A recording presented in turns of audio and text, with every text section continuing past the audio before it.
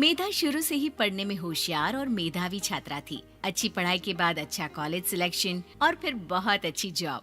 तूने तो मेरा नाम रोशन कर दिया मेधा। अरे लेकिन ये जो काम करने का तरीका है ना, इसे बदल ले। 18 घंटे काम करेगी तो कल को बच्चा कैसे संभालेगी? तुम्हारी तरह पागल नहीं हूँ माँ, जो बच्चे और परिवार में फंस जाऊँ। मैं तो जिंदगी खुल कर जीऊंगी। सब कहने की बात होती है बेटा, अपने बच्चे का सुख हर कोई चाहता है। वक्त बीतता है और मेधा की शादी हो जाती है। शादी के कुछ सालों में ही मेधा एक सुंदर से बेटे की माँ बन जाती है। अरे यार, मेरी मैटरनिटी लीव खत्म हो रही है, क्या करे? माँ भी नहीं आ सकती, कैसे मैनेज करूँ?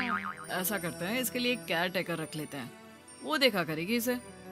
मेधा को पति की बात जंच जाती है और वो केयर टेकर की तलाश शुरू कर देती है। एक दिन उन लोगों के घर एक महिला आती है जो दिखने में पढ़ी लिखी लगती है। जी, क्या काम है आपको? मैम, मेरा नाम स्नेहा है। आपका एड देखा केयर टेकर का, क्या मैं आपके यहाँ काम कर सकती हूँ? हाँ, क्यों नहीं, लेकिन आप तो अच्छे घर की लगती हैं, फिर नौकरी क्यों? दरअसल मेरे ससुराल वालों ने मुझे घर से निकाल दिया क्योंकि मैं माँ नहीं बन सकती और माता पिता भी नहीं है इस दुनिया में। तो अरे अरे, कोई बात नहीं, तुम लक्ष्य को ही अपना बच्चा समझो और यहीं रहना, और किसी भी चीज की जरूरत हो ना तो बता देना। नेहा खुशी खुशी लक्ष्य को संभालने लगती है। रात को जब मेधा घर पर आती है, अरे क्या बात है स्नेहा, तुमने खाना नहीं खाया क्या? अरे दीदी, आपका बेटा टाइम दे तब ना। अरे तो जब वो सोता है तब खा लिया करो। तब तो मैं इसके पास ही बैठी रहती हूँ। कोई मच्छर या कीड़ा काट ले लक्ष्य को तो अब आप पकड़ो, मैं खाना खा लेती हूँ। स्नेहा वहाँ से चली जाती है। बहुत ही अच्छे से ख्याल रख रही है ये लक्ष्य का।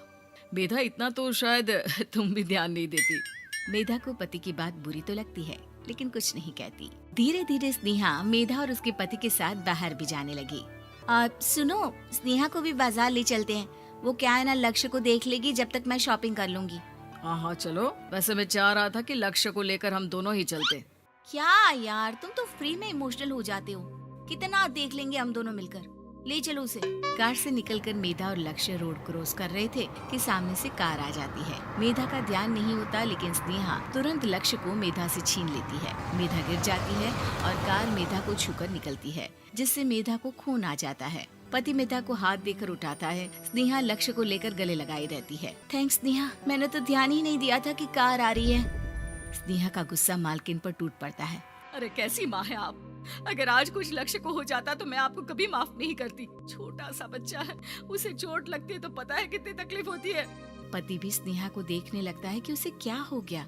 मेधा को स्नेहा पर काफी गुस्सा आ जाता है। घर आकर कहती है, देखो स्नेहा, माना तुम लक्ष्य को बहुत प्यार करती हो, लेकिन वो मेरा बेटा है, मैं कभी जानबूझकर उसके साथ बुरा नहीं कर सकती, समझी?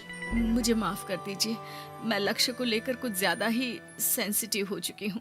मैं ध्यान रखूंगी कि आगे से ऐसा ना हो। मेधा का मन स्नेहा से अब हटने लगा था। एक शाम मेधा ऑफिस से घर आती है कि लक्ष्य उसे दिखाई नहीं देता और ना ही स्नेहा। वो स्नेहा के कमरे में जाती है जहाँ दोनों सो रहे होते हैं। अरे स्नेहा, लक्ष्य को आज इस कमरे में क्यों सुला दिया? दीदी, मुझे नींद आ रही थी, ऐसे में उसे कमरे में अकेले लिटाना मुझे ठीक नहीं लगा। मेधा बच्चा उठाने लगती है कि स्नेहा टोक देती है। रहने दीजिए ना दीदी, सो रहा है, फालतू में नींद खराब हो जाएगी। मेधा को गुस्सा आ जाता है और वो बच्चा उठाकर वहाँ से चली जाती है। अगले दिन मेधा स्नेहा को बुलाती है, साथ में एक और लड़की खड़ी होती है। स्नेहा, अब तुम अपना कुछ और देख लो, हम लोगों को नई केयर टेकर मिल गई है, तुम इस हफ्ते घर छोड़ देना। स्नेहा का मन लक्ष्य को छोड़ने का नहीं करता, लेकिन नौकरी तो नौकरी होती है ना। स्नेहा घर से चली जाती है। धीरे धीरे महीने और साल बीतते जाते हैं और लक्ष्य एक नौजवान लड़का हो जाता है। लक्ष्य, आज मुझे मंदिर जाना है, ले चलोगे? ठीक है माँ, एक काम करके अभी वापस आता हूँ, तब तक आप और पापा दोनों तैयार हो जाइए। दोनों तैयार होकर बैठ जाते हैं, लेकिन लक्ष्य काफी देर तक नहीं आता। अरे मेधा, फोन तो करो लक्ष्य को, देखो क्या हो गया उसे।